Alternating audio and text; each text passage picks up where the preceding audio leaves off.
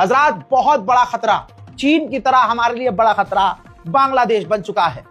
हर दिन बांग्लादेश से कुछ न कुछ ऐसी खबरें आती हैं जो भारत को चिंता में डालती हैं। भाई, बांग्लादेश में उस्मान हादी की मौत हो गई। किसी अज्ञात व्यक्ति ने उस स्टूडेंट लीडर के सर में गोली मार दी। विदेश भेजा गया, लेकिन उस्मान हादी की मौत हो गई, जिसके बाद इल्जाम बांग्लादेश ने भारत पर लगा दिया कि इसमें भारत का रोल है, जबकि भारत का इस मामले में कोई रोल हो ही नहीं सकता। जो पहले से बिखरा पड़ा हो उस पर भारत क्या ही कुछ करेगा। बांग्लादेश की खुन्नस सिर्फ यह है कि भारत ने शेख हसीना को पनाह क्यों दे रखी है।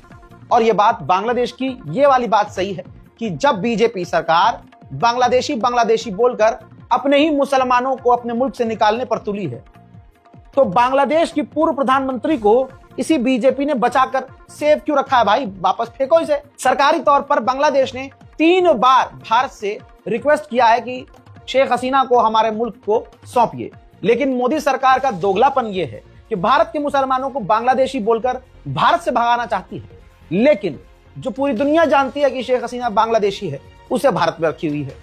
अब उस्मान की मौत हो गई, सर में गोली लगी थी, इल्जाम भारत पर था, और इसके बाद प्रदर्शन बांग्लादेश में शुरू हो गया।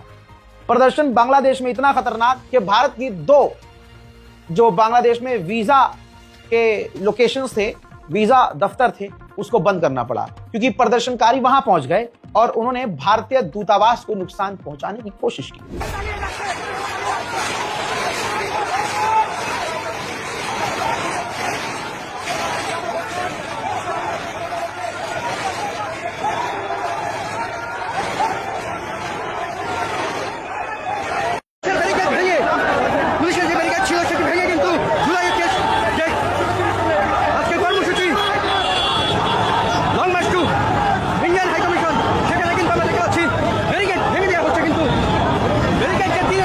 अब इसके बाद भारत के खिलाफ बांग्लादेश में नफरत बढ़ गई।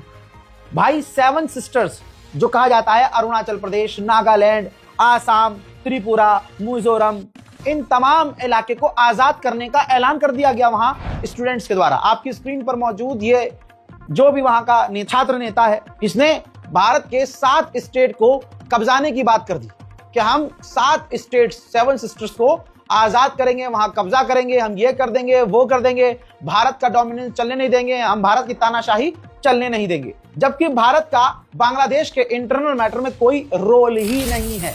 सरकार गिर चुकी है, मनचाही सरकार बनी है, लेकिन हिजड़ों से अपना मुल्क संभल नहीं रहा, भारत को गरिया रहे हैं। इसके बाद दोस्तों एक और नेता है, ये छात्र नेता, ये देखिए, हर जगह 7 स्टेट्स को आजाद करने की मुहिम छेड़ दी गई, यानी भारत के टुकड़े टुकड़े करने वाला गैंग बांग्लादेश में एक्टिव हो गया। भारत के क्षेत्रों को, भारत के स्टेट्स को तोड़ने की बात बांग्लादेश का हर स्टूडेंट छात्र कर रहा है।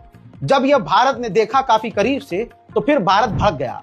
भारत ने आधिकारिक तौर पर बांग्लादेश के ऑफिशियल को बुला लिया है, समन कर लिया है, और काफी सख्त सवाल किए हैं और नाराजगी जताई है। जाहिर सी बात है, कुछ कुछ बातें उधर से सही हैं, कुछ कुछ बातें यहां से सही हैं। यहां की बात यह क्लियर है कि भारत का कोई इंटरनल रोल बांग्लादेश में नहीं है, लेकिन वहां की बात यह भी सरासर गलत है कि हमारे क्षेत्रों को तोड़ने की बात की जा रही है।